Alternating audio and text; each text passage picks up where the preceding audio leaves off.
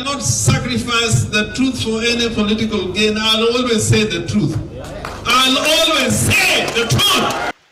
The once formidable unit within Azimio la Umoja appears to be on the verge of a significant rupture as Siaya Governor James Orengo publicly questions the wisdom behind ODM leader Raila Odinga's growing political closeness with President Ruto, in what observers are calling the rekindling of an old rival. Orengo's bold criticism has not only reignited speculation of internal power struggles, but also exposed fresh cracks in the opposition coalition's fragile unity. Orengo, as a long-time ally and confidant of Odinga, has historically been among the former Prime Minister's most loyal lieutenants. However, the governor's recent remarks criticizing the ongoing Raila-Ruto cooperation have stirred political waters in a way that recalls past tensions between the two. This country will go to the dogs again if the kind of language I'm hearing here, you continue with that language. Please, please, when you have something being brought to Siaya, it is a matter of right.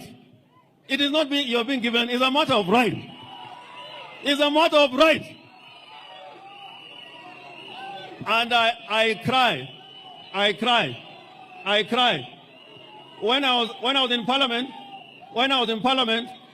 I was the only backbencher. I was here with Omamo, I was with Okero, there were other people like Okwanyo, and they used to tell me that you must be in government. All of us cannot be in government.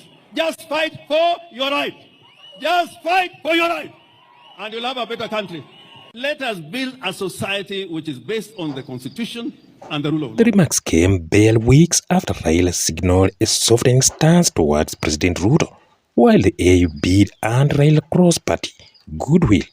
It also saw the discontent among sections of ODM and Azimio allies who feel the opposition's core mandate is being diluted. I want to tell Governor Orengo that Liberals were not created to stay in opposition. I know that he has been in opposition since he was born, and that there's nothing else he understands other than opposition. He is a poor manager. The country that he's supposed to run is doing badly. We want to urge him to focus on running Siaya County. The affairs of the country now, the president is doing very well, he's in charge, and some of us are also holding positions that are assisting the country to move forward. Let Governor Orengo focus on Siaya affairs. Let him stop poking his noses on the affairs of national government. Joining Orengo in voicing dissent are youthful MP Babu Wino, Nairobi Senator Edwin Sifuna, and Kisumu Governor Professor Nyang' Nyong'o, all vocal leaders who have long aligned themselves with the ideals of a robust and uncompromising opposition. The four have dismissed what they term as political accommodation under the guise of Pan-African diplomacy, warning that it risks rendering the opposition irrelevant ahead of the 2027 polls. Actually, from today henceforth, I'm the chief opposition leader because there are so many jokes doing rounds. There are so many people who are in the opposition who are now in bed with the government. My interest is to fight for Kenyans. It pains me to see a person who was a fellow member of parliament joining government. And it pains me to look back in Soweto slums, Kibra slums, to look back in central region, Nyanza Coast and everywhere else. I have said, and I want to repeat here, that the positions we hold are not permanent. Sifuna was not born to be SG of ODM forever. I have done 7 years. This is my 8th year as SG of ODM. I did not do 7 years as SG of ODM by second-guessing Raila. I know the man. I speak to him. He's my guide. He's my mentor. I say these things because are the things that I believe in. And I believe that Raila's position has always been that we as ODM can only walk the journey with people who are like-minded, pro-people political parties. The position of Senator of Nairobi is not my birthright. It is not something that I will hold on to forever. There will come a day when there will be another senator. I have predecessors. There are people who have held this position before. Ekuru, whether I win or lose, that is not the point. The mission in 2027 is not to make Sifuna senator. The mission in 2027 is to rescue our country. Whatever it takes, Trevor, if it takes Sifuna losing the Senate of Nairobi to kick William Ruto out and make him a one-term president, so be it. That is a higher calling than me being senator. Babu Wino, known for his vibrant style of politics, has voiced his dissatisfaction, telling of leaders within the faction whom he believes are committed to undermining youth influence.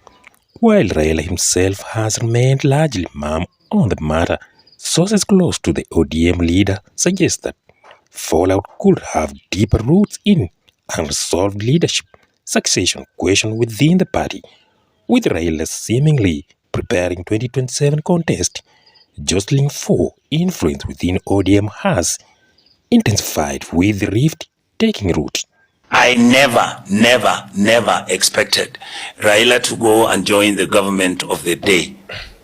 And you have our people, Kenyans, being abducted and being killed, like I said the other day, in some stadia where people's heads are chopped off. That I cannot live with. I find it so disturbing. I find it so emotionally, it's deep. It's not that I didn't need the money. I really missed that money. With mounting pressure from the grassroots and civil society for the opposition to clarify its position, ODM now finds itself walking a political tightrope. Will the party rally behind Raila'S pact with Ruto, or will the dissenting voices manage to steer it back to its combative roots?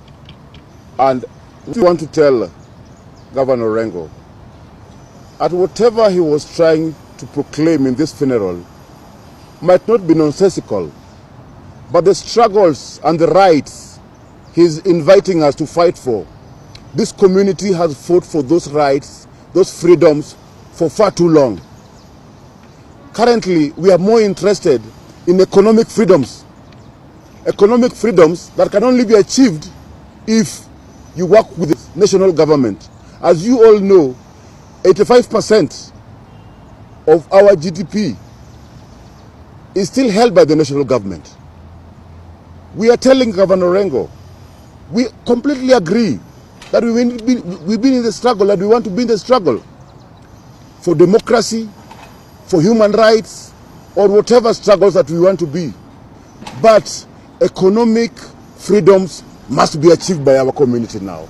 It's been far too long, we've been marginalized as a community, and you cannot mislead us at this juncture of the day. What we are saying is so simple, Governor Orengo.